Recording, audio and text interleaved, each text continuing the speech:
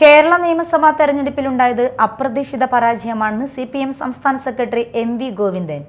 തോൽവിയുടെ കാരണങ്ങൾ വിശദമായി വിലയിരുത്തും, മുന്നണിയെയും ജനങ്ങളെയും കേട്ട് തുടർ നടപടി സ്വീകരിക്കുമെന്നും അദ്ദേഹം പറഞ്ഞു. ഇടത് ചരിത്രത്തിൽ ഇതിനു മുൻപും ഇതിൽ കുറഞ്ഞ വോട്ട് ശതമാനം കിട്ടിയിട്ടുണ്ട്. ജനങ്ങൾക്ക് ബോധ്യമാകുന്ന തരത്തിൽ തിരുത്തലുകൾ വരുത്തിയിട്ടുണ്ടെന്നും അദ്ദേഹം പറഞ്ഞു.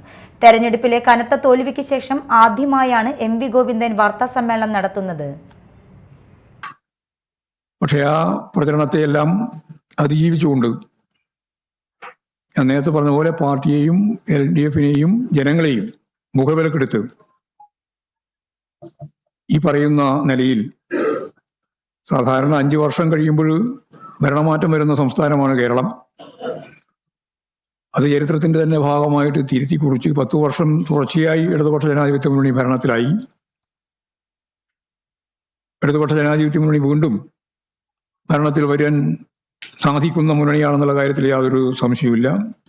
അതിനുതകുന്ന തരത്തിലുള്ള തിരുത്തലുകൾ തീർച്ചയായും പാർട്ടി സ്വീകരിക്കും. അത് ഞങ്ങൾ ജനങ്ങളോടും പാർട്ടിയോടും പാർട്ടി സഖാക്കളോടും എല്ലാം കൃത്യതയോടുകൂടി തുറന്നു പറയാൻ തന്നെയാണ് ആലോചിച്ചിട്ടുള്ളത്. ഇടതുപക്ഷ രാഷ്ട്രീയത്തിന്റെ സ്ഥാനം ജനങ്ങളുടെ ഹൃദയപക്ഷത്താണ് എന്ന കാര്യം ഞാൻ പ്രത്യേകിച്ച് പറയേണ്ടതില്ല. തൊഴിലാളികളും കൃഷിക്കാരും കർഷക തൊഴിലാളികളും ഉൾക്കൊള്ളുന്ന ഒരു വലിയ വിഭാഗം പാവപ്പെട്ട ജനങ്ങളുടെ